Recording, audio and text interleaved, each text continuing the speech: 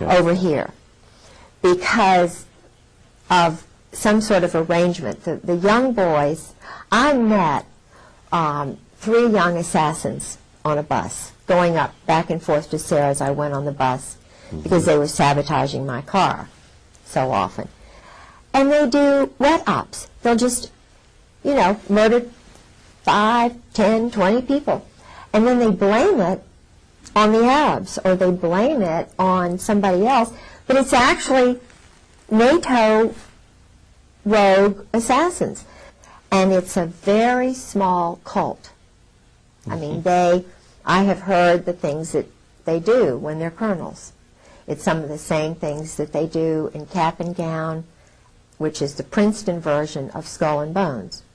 My husband went to Princeton after he went to the Hun school for 4 years. He had gone through 4 years of this mind control. And the man who did it, you can see this on the video, his name was Charles Caddick, and another man named Alexander Robinson. But he was a little boy when he was, it's mind control. MK Ultra, somebody said. They had a group of men, psychiatrists, when I was living with Sarah McClendon, the senior White House correspondent, who saved my life. Because she said, Mrs. Griggs, you get up here to Washington right now or you're dead. You're going to be dead. And I still feel as though I probably will be. I'll certainly be financially ruined. They are still doing psychological operations in my home, sabotaging my car, messing with my telephone, my radio. You cannot believe what I've been through in the last 2 years. It is horrible. And it's being done to other women and other wives and other men who don't go along with the program. They are murdering Marines, they're murdering sailors. Of course, one of the best ways for you to stay alive is to do what you're doing. Really? Reduce this, oh, absolutely. Reduce this to video, get this scattered all over the country. They won't touch you because if you're dead, that validates everything you're saying, see. So, well, they poison people. Publicity is the best thing you can do.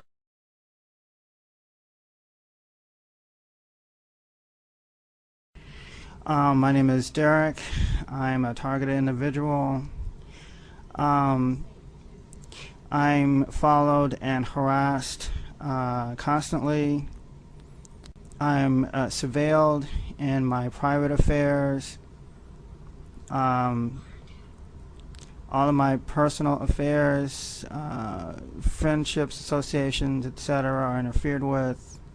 I'm also remotely harassed in my home environment. I have contacted authorities to look into the matter on various times, the police, the FBI, congressional officials, and no one to date has been able to help. I'm working with other individuals who are also in similar situations.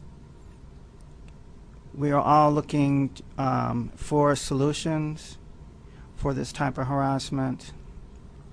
The officials that are in positions of authority have to date been not able to help with the situation. Our organization is seeking answers.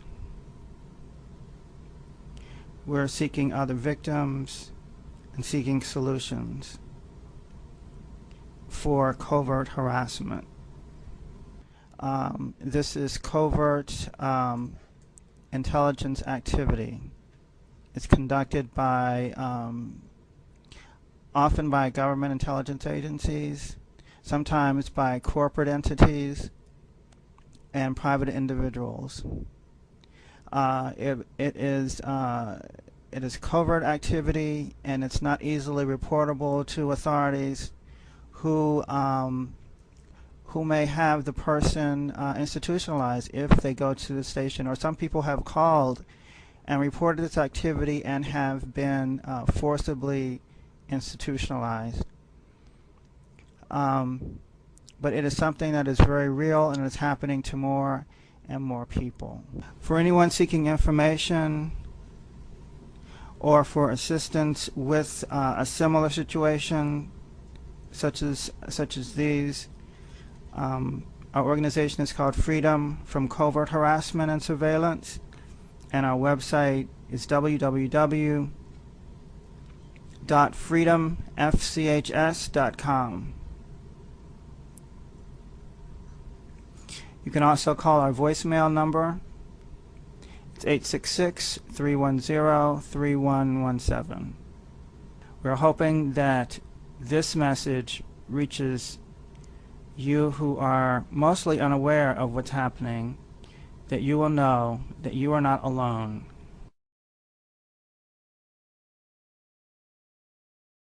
Leslie Crawford.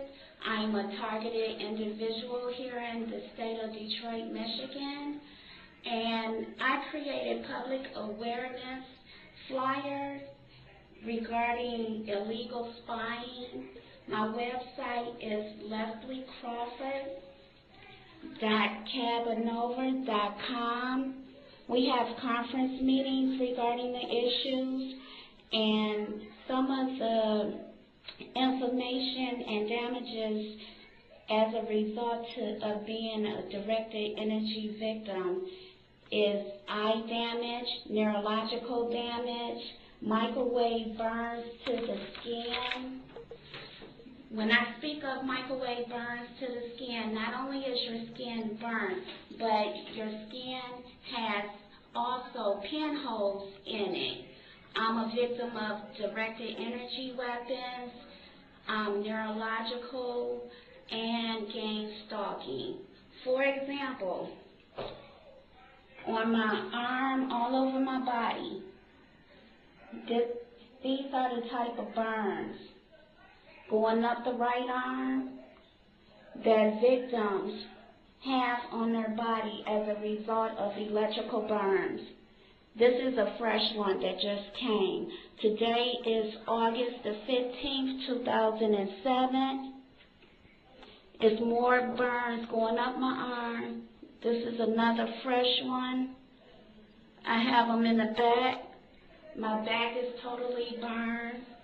To the front of the body, this is another burn, which is a pinhole.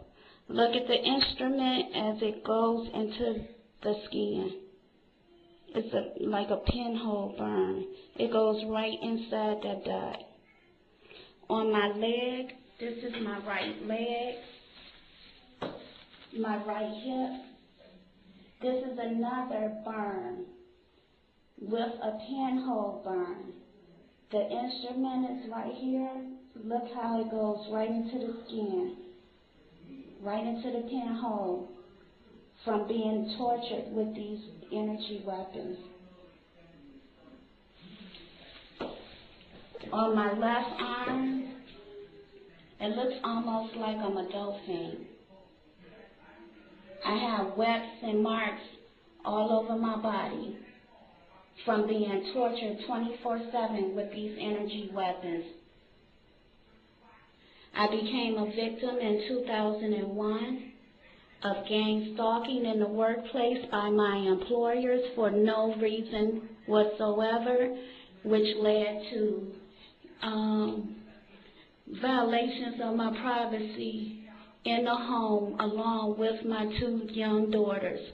This is another pinhole burnt mark in the arm.